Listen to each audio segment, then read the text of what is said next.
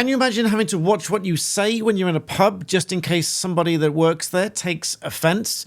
Now, as ridiculous as that might sound, this is something that employers are seriously going to have to worry about if this employment rights bill goes through as it is. And also, while you're on my channel, about half of you don't subscribe even though you watch regularly. Please do hit the subscribe button and I'll be really grateful that you do that. Because Toby Young writes for The Telegraph, it's closing time for free speech in British pubs. So what is he talking about? Toby Young from Free Speech Union, I'll link them below, talks about Clause 18 in the Employment Rights Bill. And this is talking about whether or not people will take offence to something that people say, in that employers will be required to make sure that their employees don't take any kind of offence from things that people say, else that might amount to harassment.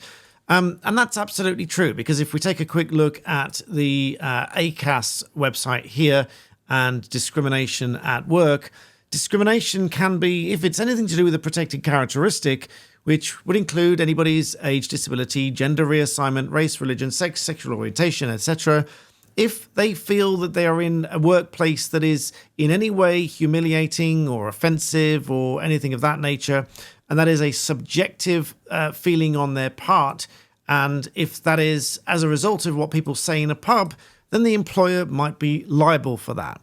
Why might they be liable? Well, because if we look at Clause 18 in the Employment Rights Bill, it amends or seeks to amend Section 40 of the Equality Act. Section 40 of the Equality Act is to do with harassment in the workplace. Of course, at the moment, it just says that an employer must not harass their employees, which sounds obvious, but that's all it says at the moment. If we move that aside, what this seeks to do, this Employment Rights Bill, is insert into it the following clauses. 1A, an employer must not permit a third party to harass person B who is employed by A. So the employer is expected to prevent all other people from harassing their employees in any way. Now, in a pub, that's going to make things difficult, because if the employee of the pub owner in any way takes offence from what people in the pub say, they might say that that's harassment and it's the employer's fault. So it's the pub's fault that they feel harassed by what people in the pub say, rather than directing whatever complaint they've got at the person in the pub saying it. Under 1B, for the purposes of 1A, the employer permits this third party to harass the employee only if A, the third party, the pub goer, harasses B in the course of their employment, and B, the employer has failed to take all reasonable steps to prevent this third party from doing so. And in this section, the third party means a person other than the employer or the employee. So essentially, anyone going to that pub, or not just the pub, this obviously is not just talking about pubs, this is talking about employees and employers. If they fail to take what's referred to here as all reasonable steps to prevent this other third party from harassing their employees, then they are liable. Now, if we were to look at this in a balanced approach and say, well, of course, an employee should feel safe in their environment and the employer should take reasonable steps to prevent them from being harassed and so on, in most situations, that's probably fine. So, for example, you're running a shop and somebody comes in and they are harassing the employees. You would expect the employer to come down and say, excuse me, please don't harass our staff, please get out, and take steps to remove them. And all reasonable steps might be calling the police, it might be doing other things, banning the person from the store, calling the police if they keep coming back to the store, and so on and so forth.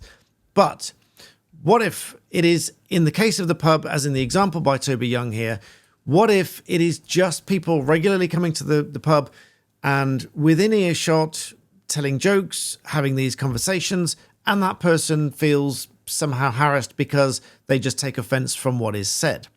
Because that's what's being talked about here.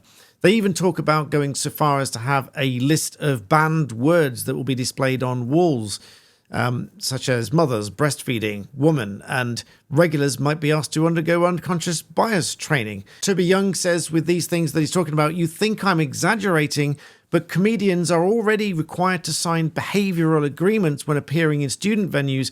They have to promise not to joke about racism and sexism and classism, ageism, ableism, homophobia, biphobia, transphobia, xenophobia, Islamophobia, or religion. Once this new law is in place, what landlord is going to risk a member of their staff being triggered by a politically incorrect gag? Jimmy Carr, get your coat. So this is absolutely taking the Equality Act to the nth degree to say that anyone working in this pub, if they feel harassed because they take offense from any of these words, any of the comments, any of the jokes told in a pub, they might then say, well, they feel harassed because they are in earshot of people telling jokes to each other, and the employer, the pub owner, is not doing anything about it, is not taking the reasonable steps to tell these pub goers telling jokes to leave the pub. This just sounds absolutely ridiculous to me. Let me know what you think in the comment section below. And just finally, I will point you to this post here on X, which I'll link below. There is a template letter to write to your MP warning that Clause 18 is going to cause huge problems for businesses. So you can grab a hold of that template if you wish and send it to your MP if you wish. But moving on, despite Labour saying they are the voice for business and Labour's Business Partnership for Growth is going to make business grow across the country, not quite true, because Companies House Register has shrunk for the first time since 2012. Now, there's a few different reasons for this.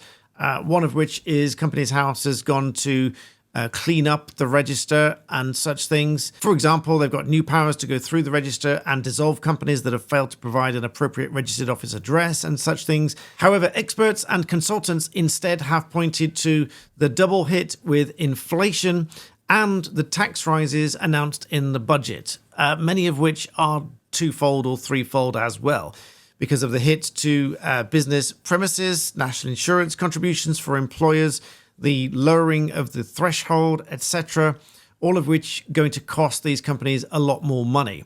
So over 200,000, in fact, 203,500 companies have officially closed in the last 3 months of 2024, which is a 24%, more than 24% increase from the same period in 2023. And reported elsewhere, this is on cityam.com, more than 300,000 businesses are planning job cuts because of Rachel Reeves' budget and all of the costs incurred for businesses. Data reveals more than 300,000 businesses are expected to either lay off workers or, in many cases, just reduce hours and so on. And according to research polls of the British Chambers of Commerce, more than 4 out of 5 businesses have said that Labour's national insurance hike is going to impact their firms. And if all of that wasn't unpopular enough, we now see headlines such as this one.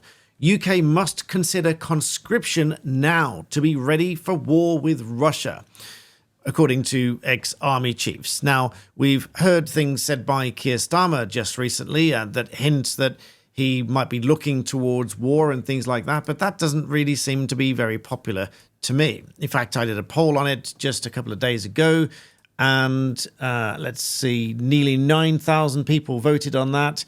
I said Sky News said that there are no plans for conscription, according to the minister they were interviewing, but future decisions will respond to a new reality, hinting that they might look towards conscription if a new reality suggests that they need to force you into fighting for the country. Now, I don't want to be anti-patriotic here, but not everybody wants the idea or likes the idea of fighting for the country without any choice in doing so. And it would seem that the poll agrees with me, because out of nearly 9,000 people that voted, 95.5% said no, they wouldn't allow their son or daughter to be conscripted to fight for this government. Now, some people made the comments, well, you're not fighting for the government, you're fighting for the country. But I would say, well, at the same time, it's the government that makes the decision as to which wars we go into and whether or not, if they were to look at conscription, whether or not to enforce conscription. And others make the comments, well, you can't allow your son or daughter or disallow your son or daughter if they are 18. Obviously, they're an adult, they can make their own choice, but really you should have some kind of influence, even if it's an adult child. Legally, perhaps not, but you should have some kind of sway over whether your son or daughter is forced to go and fight for the country. I think that we should really be long past conscription in this country, forcing people to go fight. I don't know. That's just my thought.